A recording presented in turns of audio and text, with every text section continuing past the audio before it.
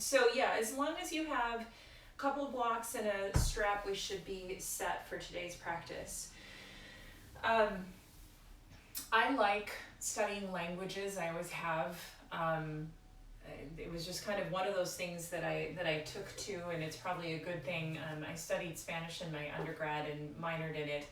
And I got to graduate school, and as a classical singer, had to study French, German, and Italian. German was my least favorite. It just did not click for me, which is kind of interesting because, I mean, our English language is pretty Germanic based, but I like studying other languages because I think that oftentimes other languages, I don't find English to be a very graceful language. I think it can be. I think that there are poets and authors that know how to, and musicians that know how to take the language and turn it into something. But I've always found the Latin-based languages do a really good job of explaining things. I have loved learning Sanskrit in this process of being and becoming a yoga teacher.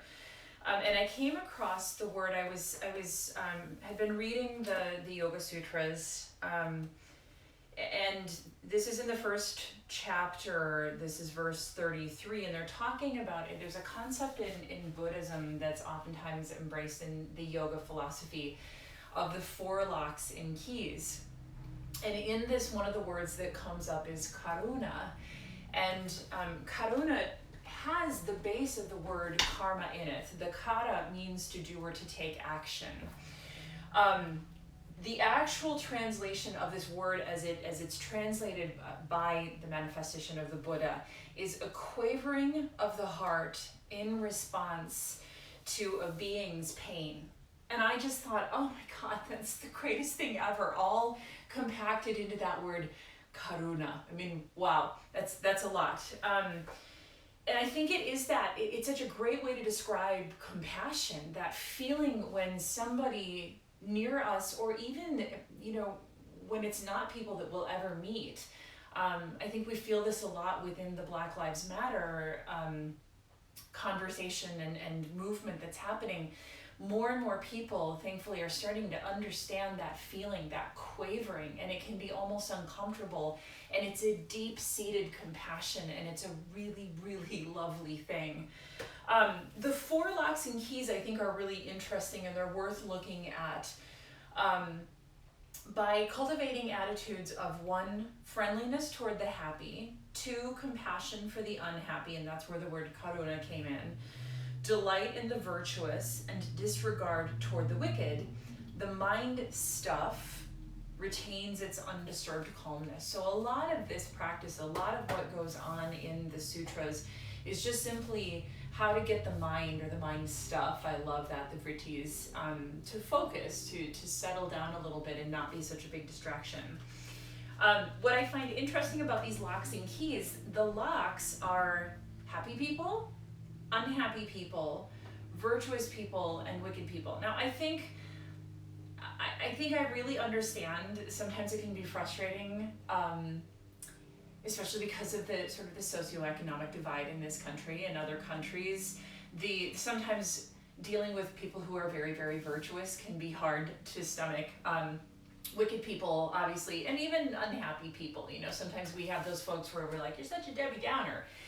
The happy people, I was like, why is that a lock? When I first started studying this, and I realized that, and especially if you think about it now, and I think especially with social media, and not to villainize social media, but we see people who are happy, and we look at them, and if you ever felt that twinge, okay, it's another sort of place in the heart, in the gut, that you're like, oh, how is she making it through COVID and staying skinny? How are they traveling and doing these things and I'm not able to? And that's that place, that happiness. And while they consider in the sutras friendliness, I still think it's compassion. I really think that the word karuna could be sort of the big sweeping key. It's like the master key to all of these locks. Okay. So I love that word. I feel like it does really have a vibration. And so we're going to work with that today. Remember, one of my favorite aspects of the yoga practice is that before we practice these skills on other people, we really have to understand what they feel like within us.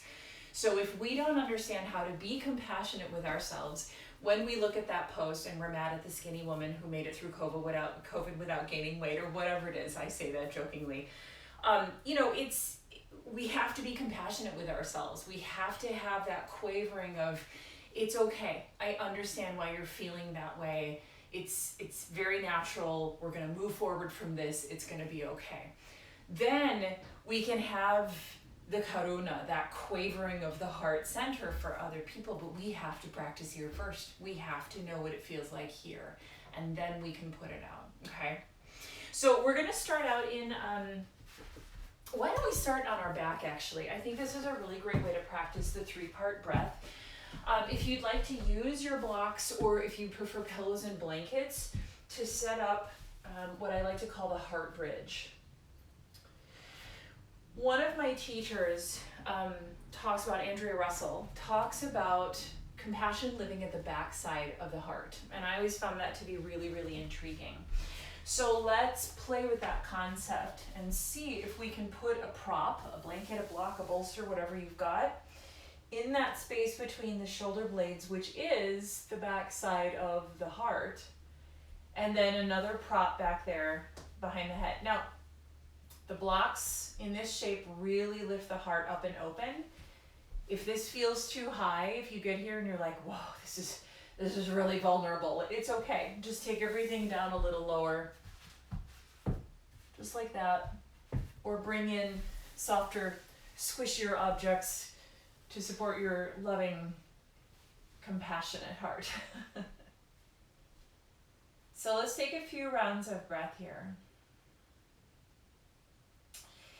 And again, if this feels a little too vulnerable, which on some days it can, it sounds lovely to talk about opening the heart and opening your compassion, but if you're tired, if you're hurting, if you're grieving, it's a lot easier said than done. Okay, so maybe a blanket over the chest, maybe a blanket over the belly, something that anchors you, or maybe we're just not going to lift the heart up this big right now. That's your first act of compassion for the practice. So take a few rounds of breath and check in with the 5 layers. So the physical body, the thinking mind, the energetic body. In there, kind of between the two, we have emotions. Then we have the intuitive mind. And then we have that bliss body, the Anandamaya Kosha. And all of that surrounds the Atman, the soul, the light, the true you, whatever you like to describe that as. Notice how your breath feels today. And notice the places in your body that are spacious and ready to go, and the places in your body that are going to need a little extra love. And again, compassion. What if instead of getting frustrated with the achy places in our body, we had that quavering, that deep, deep need to take care of ourselves? Start with your hands on your collarbones, upper chest, and just notice the breath there for a moment. Into the nostrils, filling the lungs, in and out. And notice the impact that the breath has on your shoulders, your upper ribs, your chest, your sternum, all of that. And then around to the backside of your upper thoracic or rib spine, and then even the neck.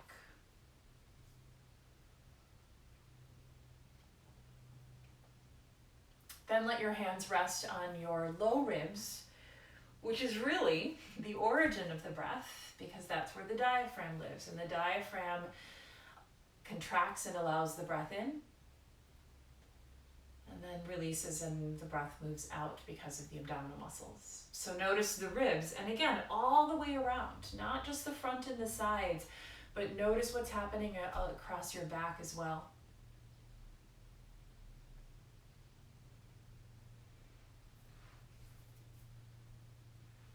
And then finally let your hands rest on your belly. Low belly, if you're comfortable, below your belly button if possible, like around your hip bones, and feel, if you're able to, feel the breath there. If you don't feel the breath there, don't worry about it. Maybe the armor is on pretty tight today. We'll be patient with that. So you can leave your hands on your belly. You can let your arms relax to the sides, and we're going to visualize a 3-part breath. So inhale, past the shoulders to the ribs, filling up all the way to the belly like you were filling a balloon. And then out of the balloon from the belly, back up to the ribs, back up to the shoulders, and out of the nose. Okay, so in through the nose to the shoulders, filling the ribs, filling all the way to the low belly. Exhaling out from the low belly to the ribs, to the upper shoulders and collarbones. In to the collarbones, the ribs, the belly, fill up the balloon. Release the air out of the balloon, the belly, the ribs, and the collarbones. Okay, give that 5 rounds of breath. This is our 3-part breath.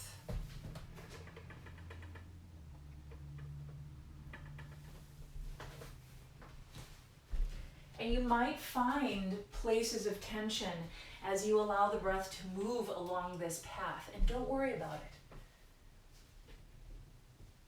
Let the mind, as best as possible, be in that compassionate place.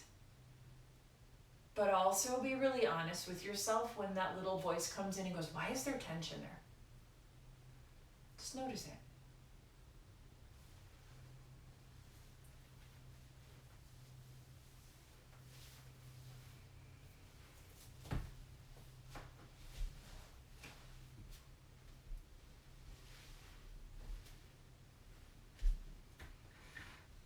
So we're going to finish up wherever you are, and don't rush. Finish up your 5 rounds.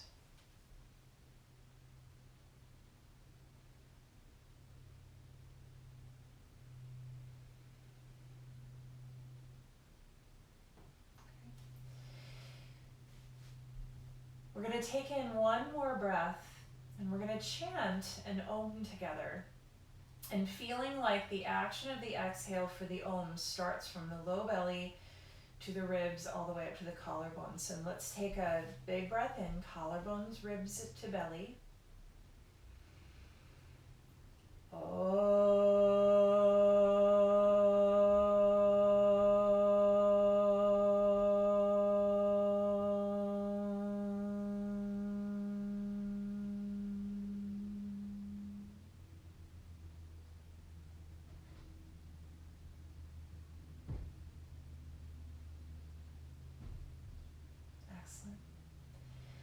Go ahead and blink your eyes open. You're going to gently roll off of the props to one side. Be careful. Sometimes the blocks will just very abruptly dump you. Take a breath for a moment and allow your spine to kind of recalibrate if you need to wiggle around a little bit. And then very slowly lift yourself back up. Okay? My earbud is slippery today. I don't know what's going on. Okay, so let's come on up. Bring the soles of the feet together. And bring your hands behind you. And you can be in a more narrow cobbler's pose if you want to be, have your feet farther away, that's fine as well, okay? So we're going to take the hands behind, fingers pointing off to the side or behind you, and we're just going to lighten up the weight in the hips. And then put all of the weight back into the sit bones again. Bring your hands forward, inhale, lift. And this time, let's forward fold. We're going to do that again. Lift up back through the center. Take your hands behind you and just lift. So you're kind of pressing into the pinky toe edge of your feet, and maybe now you can just sort of just barely swing your bum off the mat, just tipping it from side to side. Set the weight of your hips down. Come back to the center. Inhale. Exhale, forward fold. Okay. This time, we're going to set the feet flat. We're going to take the right ankle to the left knee, and we're just going to let this tip from side to side. So I tipped over to the left side, the right foot is down, tip over to the right side. A lot of times I do this laying down. What I've discovered is there's this kind of interesting massage that happens across the glutes, okay, as you rock from side to side, and the sacrum. Okay. One more to each side.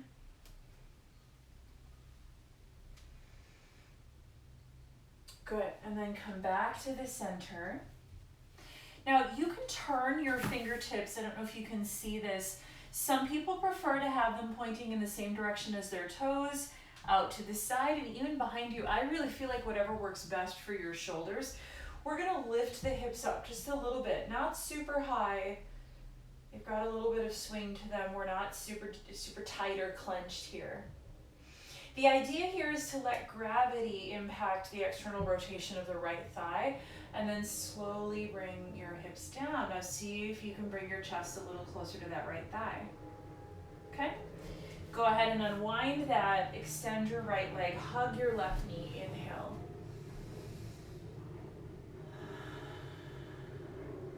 All right, let's do that on the other side. So the left ankle comes to the right knee, and we're going to tick-tock from side to side. Back through the center. So you can control this. If you're, way back on your elbows, this is different than if you're up on your palms. If you want to bring it up really close, you can be here. That finds some of the deep glutes. Okay, one more to each side. Swinging back and forth. I feel like sometimes those dams, those blocks that build up in the hips, this just sort of breaks them down. Back through the center. Okay, and again, fingertips in any direction that works best for your shoulders. We're just going to lift a bit here. And then again, make sure that you can swing your hips so that there is a release in the left leg. It's just kind of going, externally rotating with gravity. Slowly sit down, and then again, see if you can gently press your body. We're early on in the practice, so we don't need to do anything crazy. Pressing toward the left thigh. Good. Unwind that, extend your left leg, hug your right knee, and take a nice big breath here. And sigh out. Fantastic. All right, let's rock forward through a little tiptoe squat if you want to use that to stretch out the arches a bit. You can even go so far as to take the knees down if you would like, and take just a moment of broken toe. The flip side of that is to unflip the toes, start to shift your weight back, opening up the ankles a little bit by lifting the knees. Okay? Good, and then shift your weight forward, flip your toes, lift your hip creases, get your feet underneath you. Get a good foundation, wiggle your hips, bend your knees until we're ready to stand in mountain pose. Okay, so let's keep the strap at the top of the mat. We're going to use it in our second round of Surya Namaskar A. Okay. So we're going to take a round without the strap. We'll take our second round with the strap. So standing in mountain pose. Get your roots beneath you. Let's take the hands over the heart. Take a nice big breath in. exhale out. Reach your arms overhead and exhale, forward fold. So in this sun salutation, half lift, we'll move to down dog. Make sure that you're being that really gentle observer. Just watch over. Wiggle the hips a little bit until you're ready to, and I like to almost get into this pounce position. And then lengthen out into a plank. Bring your knees down if you would like, otherwise stay on the toes depending on your energy level today. Bend your elbows and lower down. Lengthen out your body, drag forward and up into some variation of cobra. Lower down, return to your plank shape. Flip your toes and we come back to downward facing dog. Now remember, down dog is not always our best option just because we see it a lot in yoga practices. Maybe today puppy or anahatasana is better. Either way, on your next inhale, bring your knees a little closer together or your toes closer together and then travel to the top of the mat. Inhale, half lift. Exhale, fold. Let the weight of your head hang. When you're ready, inhale, rise. Good. Release your hands to mountain pose. So now we're going to take our strap. This is what I call the backpack strap. Okay, so I'm going to come a little closer here. So you're going to take the strap around your back. Okay, right about at the place of the lower ribs. Okay, we're going to take it up and over the shoulders. And then you're going to cross it. Okay, now this part is a little tricky, so just be patient with yourself. Then after you've crossed it, take the ends and tuck them under. Okay, and you should have, do I have? Doing this work behind my back. Yes, I can see my reflection. We have an X. Okay. Now just play with that for a moment. It's like you get to be your own little puppet master here. Give a tug. Okay. Make sure that the pelvis stays in a little bit of a back tilt just to accommodate what the ribs are trying to do. Now, if you have enough strap, and it depends on how big your strap is, if you can tie it or loop it in front of you, that would be awesome. Okay, kind of around the ribs. And again, you can tie it. Use whatever you've got. Okay? All right, so we want to feel the X between the shoulder blades. We want to feel this broadening of the collarbones and the shoulder heads. All right? And then let's stand in mountain pose. And all of a sudden, we're very aware of our posture. Okay, take a breath in, reach your arms. If your range of motion is limited by the straps, that's absolutely fine. Maybe cactus arms. And then exhale, forward fold. Inhale, half lift. So now we're really aware of what happens in the chest and the ribs in that space. We're going to move back to downward facing dog.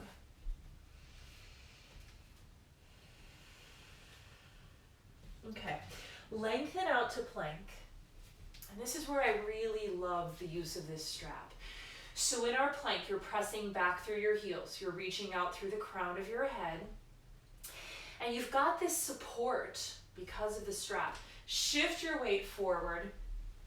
Slowly lower down. And you can practice chaturanga. Then we get this lift up. Be very aware of the X across your back. Exhale, lower down. We're going to do that again. This time the X across the back maybe is the origin of the breath. Broadening the collarbones, feeling the front side of the straps. Exhale, we're going to return to our plank shape, knees or toes, wherever you're practicing. And then return to downward facing dog. From down dog, travel to the top of the mat, and we're gonna take one more round with the strap. So inhale, half lift. That's another place you really, really feel it. Exhale, fold, and inhale, rise all the way up. One last round, so fold forward. Inhale, half lift. Exhale, let's go directly back to plank this time. Take an extra breath in plank. If you're working with chaturanga, you're welcome to do it, otherwise all the way down. Lift up to cobra, maybe up to upward facing dog. Feel like somebody was gently pulling on the axe between your shoulder blades. Return to plank. Return to downward facing dog. Take a breath in. And a breath out. Bring your feet together. We're going to travel to the top of the mat. Inhale, half lift. Exhale, fold. Inhale, rise. Bring your hands to your heart center. And go ahead and remove the strap. The beauty of the strap here is that it's a really, really powerful kinesthetic reminder of what we can feel in the chest and shoulders. Besides, you take it off and then you just feel like you're ready for your modeling career because your posture is amazing. Okay. Also, it digs into the armpit, so it's not all fun and roses, but you know, it's the payoff. Inhale, reach. Exhale, forward fold. So feel the space. Notice in this half lift here, be aware of where that strap was. What did you learn from it? Where's the axe between your shoulder blades? Exhale, fold. We're going to take the left leg back into a lunge. We're going to revolve the lunge to the right. Inhale. Exhale. Take the whole body a quarter turn to the left. Wide legs. Inhale, bend your right knee as you lengthen your spine and look forward. Shift through the center, bend your left knee. Come all the way around to the back of the mat to the left toes in a lunge. Inhale, slowly rise. Can you pretend that you had that strap on still, as though somebody was pulling back to help you lift up? Exhale, bring your hands down. Move your body back to plank. And come on down. Now remember, you can practice chaturanga if you want to move right into upward facing dog, or you come all the way to your belly and practice cobra. I'll demonstrate each. Here's your down dog. We're going to take the right leg up. Inhale. Bring the right knee forward and the right foot between the thumbs. This time set the foot for warrior one. Maybe you do that right away. Maybe you do that after you've come up. Reach your arms. And still think about where the strap is. Okay? Reach your arms behind you, lengthen and fold forward, and for now just reach your arms. Inhale, rise overhead. Exhale, reach your arms behind you. Inhale one more time. This time while your torso is upright, take the hands behind. Now you can hold the hands. You can continue to reach them, or you could even grab your strap. Can you check in for me that the belly is drawing in toward the lumbar spine, or we're thinking about a little cat tilt in the pelvis? Lift the ribs then from that stability up and open, and exhale, begin to forward fold, humble warrior.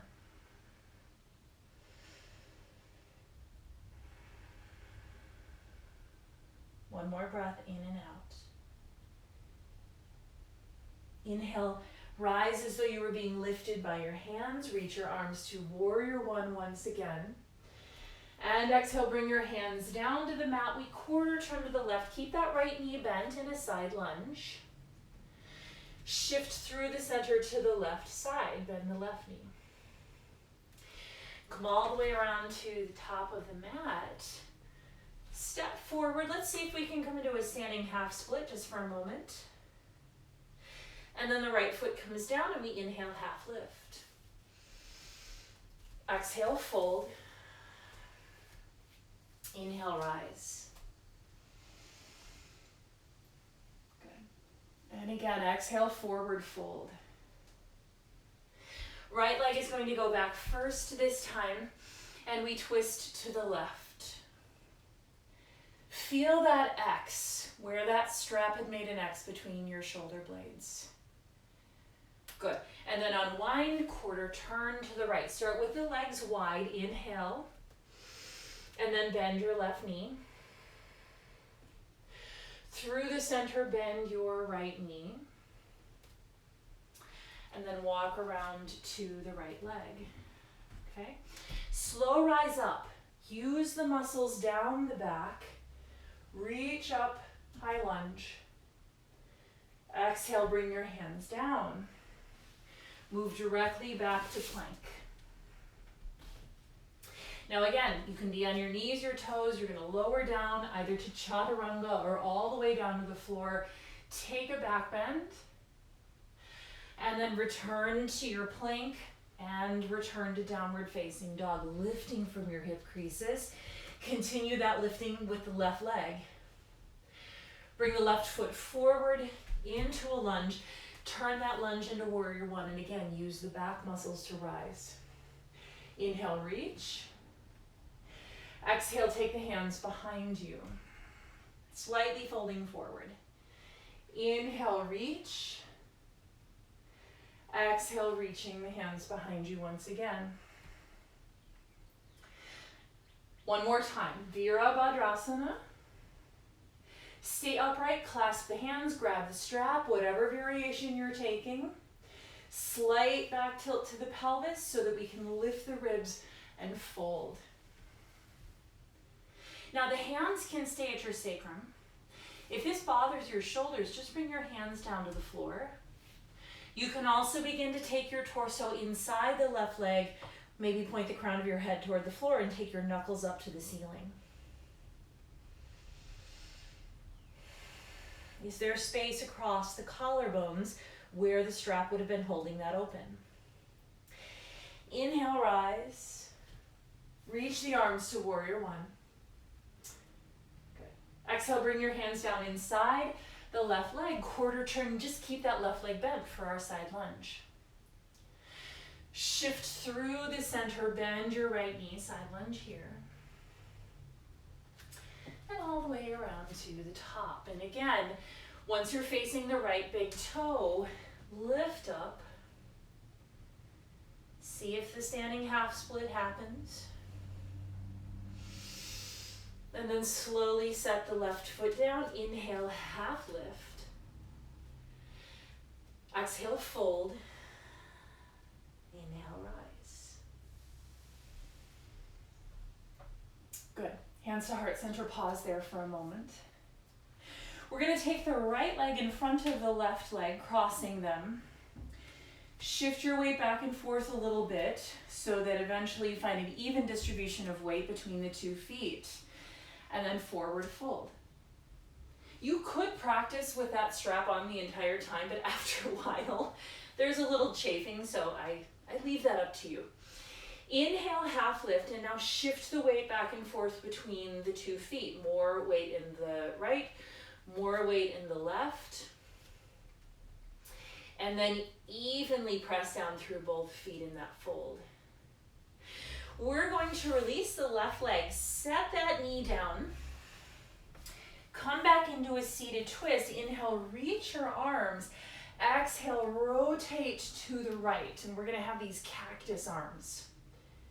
So because of this, as though you were pulling something down, okay? Shoulder blades are moving down the back almost as though they were going to slide into opposite pants pockets and make that X for you. Good. Stay nice and tall. One more breath. And then exhale, unwind. See if you can come back forward, set the right foot down, maybe more central, and then step the left leg back into a lunge. Inhale, rise up to a high lunge. Now it's your choice, okay? Keep the left heel lifted, Set the left heel down, okay? So whatever feels more stable in your twist, in your revolution. Reach your arms. Exhale, forward fold, hands to heart center, and pause here. Here's that back tilt that I just taught in Natarajasana, okay? Then rotate to the right, hover, hover, hover. Left elbow is going to land outside, and then it's your choice, okay? We're gonna take 2 more rounds of breath here. You might even see if a bind happens. There's a lot of choices here. 1 more breath in. Exhale back to the center, hover with me here. Inhale, rise back to your warrior 1 or your lunge, which is just decided by what the left heel is doing. Step forward into Utkatasana. Good, inhale, rise. Hands to heart center. Okay. Inhale, reach, we'll take a little half sun salutation. Exhale, fold, nice long legs. Inhale, half lift. Exhale, fold, and rise all the way up. Lengthen your spine. Let's bring that left leg in front of the right leg this time. Shift the weight back and forth. It's always a little weird when the legs are crossed. And then see if we can forward fold. Deepen the hip creases, feel like they're being lifted. Make sure that the back knee pushes forward a little bit to support the front knee. And then again, shift the weight. You're kind of moving forward and back on this funky little diagonal, putting more weight in the left foot, more weight in the right foot. Okay? And then hang out in the fold for a moment.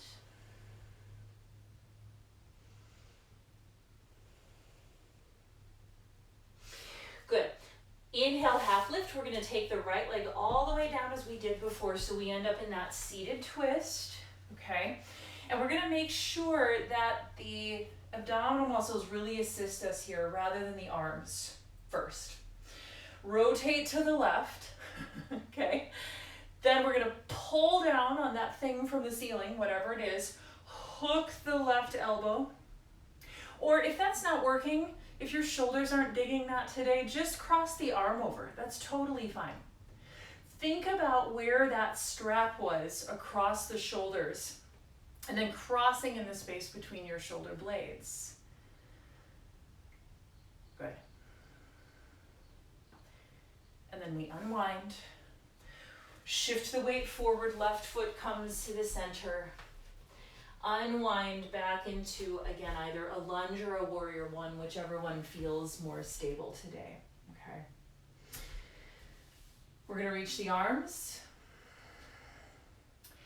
Exhale, forward fold so that we're hovered here, okay?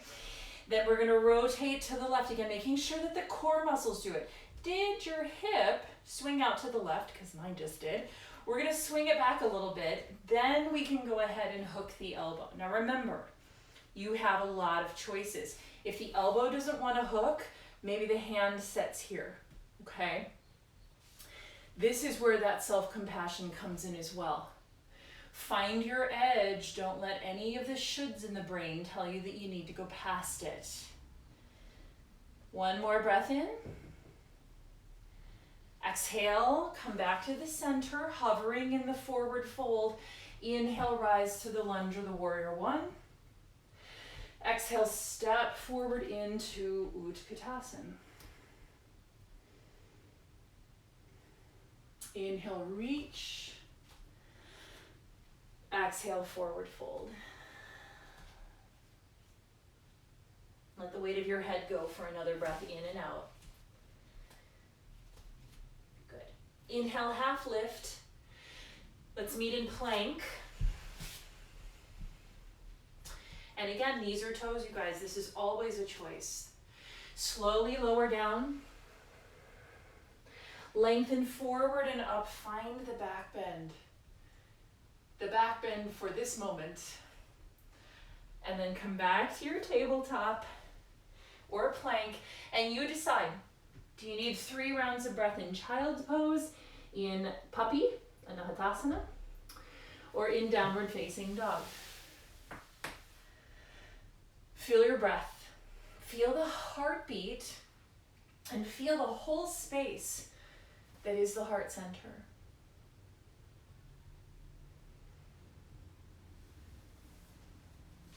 One more breath in and out.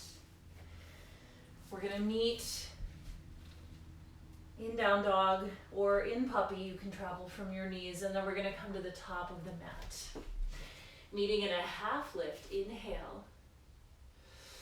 Exhale and fold. We're going to come back to Utkatasana, so our fiercer chair pose, hands alongside the body, okay? We're going to take the right hand to the right knee, find balance, so I'm lifting the right heel, scoop the belly, engage the muscles down the back, and slowly lift up, bringing that knee along for the ride. Go ahead and place that foot in Vrikshasana or tree pose. Okay, now remember, this can be anywhere along the leg, the thigh, the calf, okay? Arms wherever you would like them to be. Feel like you still have on that strap, okay?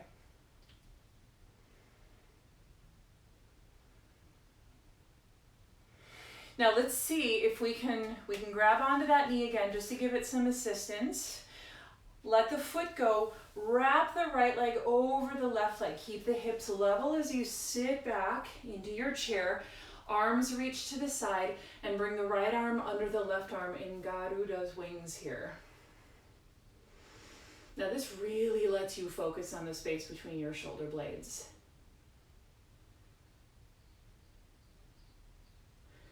Breathe into that quavering compassion center. Inhale, unwind, reach your arms up and overhead. Exhale, forward fold and hang there for a moment. Let the weight of your head go.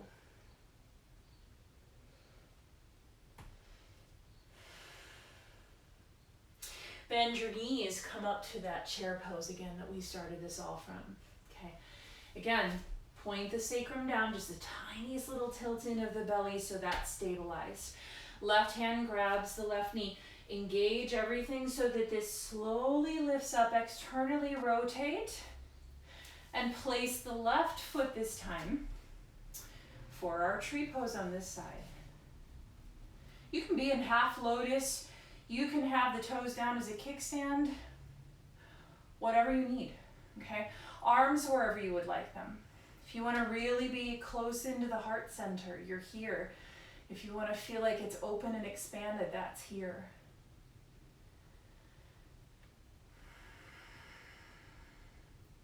Left hand grabs the left knee so the foot can release. Bring it across and take the left thigh over the right thigh. Sit back so the hips are level again. Arms to the side, left arm under the right this time. And notice how you kind of split your gaze around your hands. Keep the feeling of the collarbones wide as though you still had the strap on, but that X of space between your shoulder blades. Go ahead and unwind that left foot down. Reach your arms. Exhale, forward fold. Let the weight of your head hang. Inhale, half lift. Good. Exhale, move your body back to downward facing dog.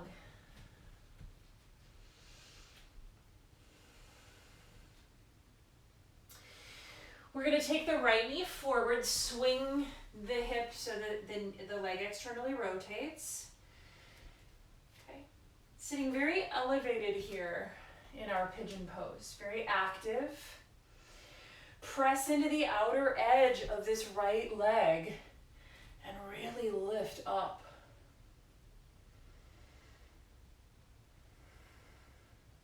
Okay. Stay there for a breath in.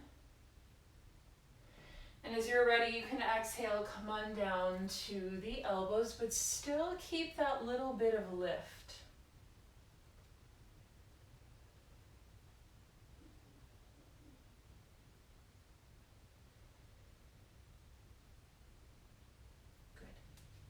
Come back up to your palms. Okay. Flip the left toes. Lift up and move back. Wiggle out the hips. Then you're going to bring the left knee forward. Sling that off to the side. Slowly lengthen back. And same thing, not only staying tall in the chest, but press down into the outer edge of the left leg. So there's sinking pigeon, and then there's this lifted pigeon, which is what we're going for. The pigeon about to fly. Then go ahead and bring your elbows down in front of you. And please feel free to pull in any padding under that left hip.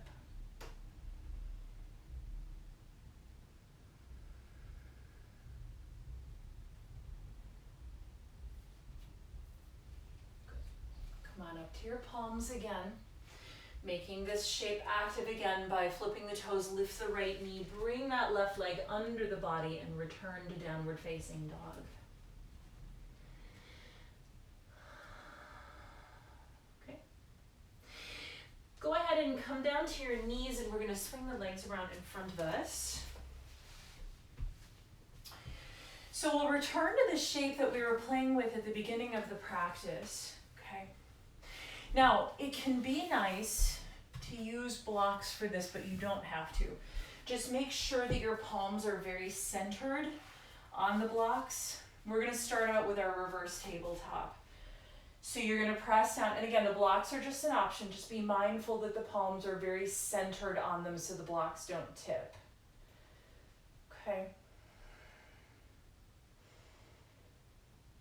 Maybe even just having your palms on a blanket if you need a little padding. Slowly lower the hips back down. You can extend the legs. You don't have to. You can use the blocks. You don't have to. You're going to press down through the heels, point the toes forward, lift the hips. But like I said, the other option is to keep the knees bent and be in a reverse tabletop. So it's either reverse plank or reverse tabletop, okay? You can reach, you can look up to the ceiling and reach back through the crown of your head. You can also take your gaze forward. Slowly lower down.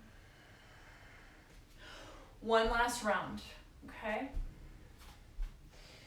So if you want to extend your legs and make this a reverse plank, if you want to take the blocks out of the picture, you do whatever you need to do. Lift up into Purvottanasana. This is our reverse plank pose. Slowly lower your hips. We're going to hug the right knee to the chest once you're upright. Make sure that the glutes are moved back and you really feel like you're on the center of your sit bones. Have maybe a palm's distance between the right foot and the thigh, okay? Take the left fingertips behind you. Now that right sit bone is going to lift off the floor, and that's fine. And then we're going to forward fold toward the left foot. Now you can hold the leg, the mat, the foot. Sometimes people will bind here. And I'll turn around to face you if you want to see what that looks like. So you can take the right arm around. If you can find your own glutes back there, the left arm can reach around as well. This is just an option. This does not have to happen, but we're going to stay here for another couple rounds of breath.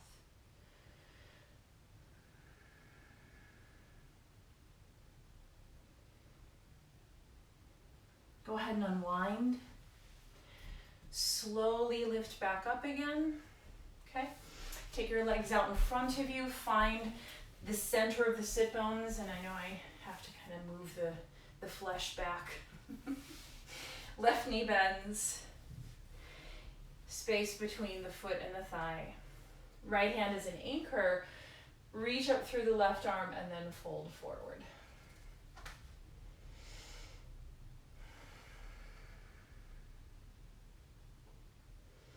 And again, even just playing with the bind, if you're like, I don't even know how my arm does that. You start with the palm down and begin to just wrap it around thumb side until finally the palm flips up. And then you just see if you can kind of smack yourself in the left glute with the back of your hand. Maybe the right hand comes around and meets it, maybe not. I mean, there's lots of layers of getting into this.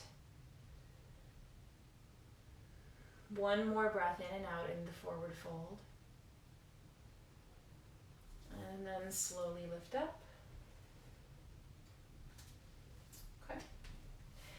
Extend the left leg. Lean back a little bit and give your legs a full flop. Marvelous. We're going to take the legs out wide for Upavishta Konasana. And again, this is rocking back on the sit bones. Can you rock forward? And if not, maybe a little blanket fold or the edge of a pillow under your sit bones to help at least working towards sitting upright. The heels are gently pressing in. There's a little buoyancy behind the knees. Inhale, lift. Exhale, begin to fold. Let's keep some action here to begin with, and then we'll change the dynamic of this in just a moment. So the sit bones are rooted, the heels are pressing in, trying to keep the toes up toward the ceiling. If your palms are down, maybe you're trying to sort of drag yourself forward a bit to rock forward on your sit bones.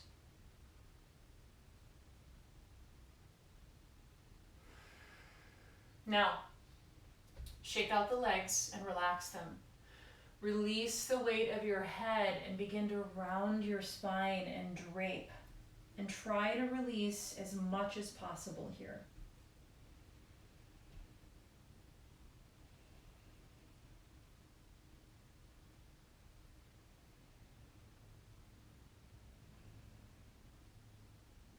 Slowly bring your palms under your body in order to lift back up again. Bring your hands behind your knees, lift them up. Good. Go ahead and scoot forward and move through either a supported or unsupported bridge that may lift you into a supported or unsupported shoulder stand. I'm going to move into Viparita Karani, or some people call this waterfall, which is a supported shoulder stand. If you want to lift up, hold your hips in shoulder stand, please feel free to do that. Okay? Another option is to hang out here in bridge. It can be really lovely to work with the legs. So I want you to give yourself a few minutes here to play with different shapes based on kind of that theme. Notice that what we're doing in all of these shapes is grounding and stabilizing that compassion center, that back of the heart where the X of our strap was.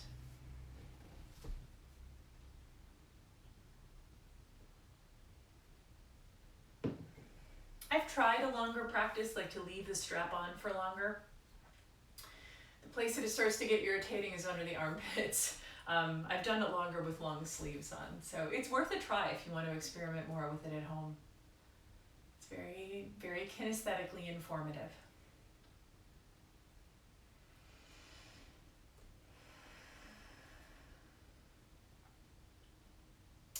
And then after any final movement that your body needs, please feel free to move right into Shavasana from here.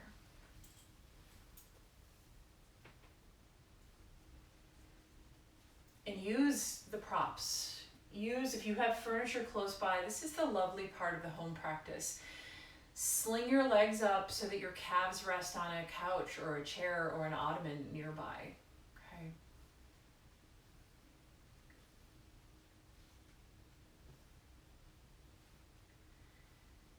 So as you breathe here, bring your awareness to the space in your ribs.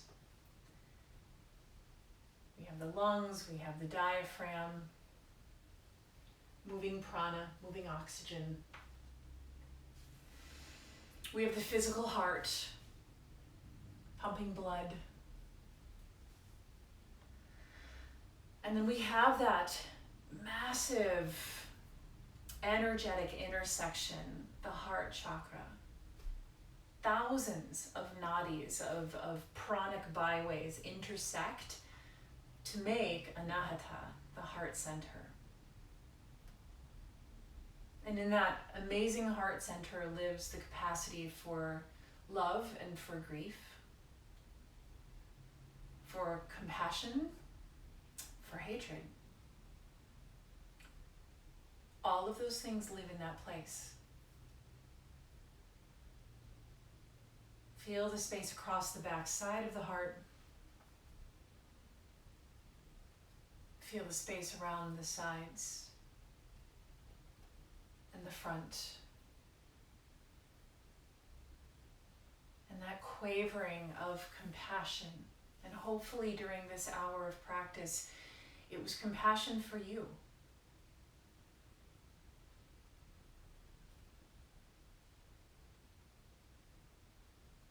And then we learn how to be much more compassionate with others.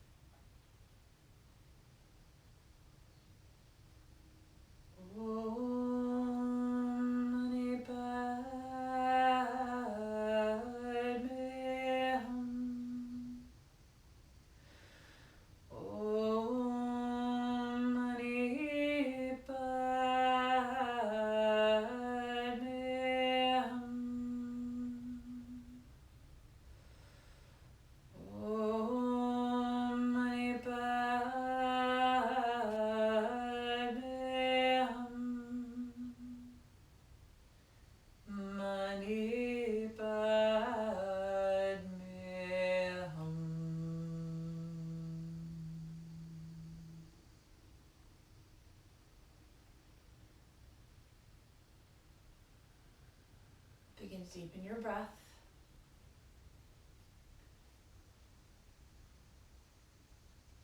And start to move your body little by little. And rotate your head from side to side if you would like, whatever you need. Maybe a full body stretch, maybe hugging your knees to your chest until eventually you can roll to one side.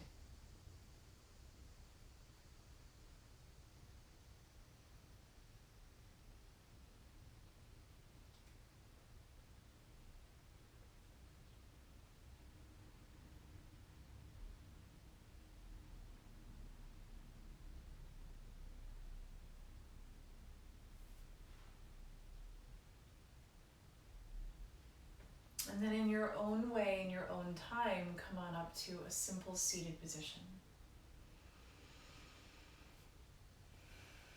You can sit on your heels, you can sit in a simple cross-legged position. Allow your sit bones to be rooted and bring your hands to rest on your heart center. And take a deep breath in and a sigh out.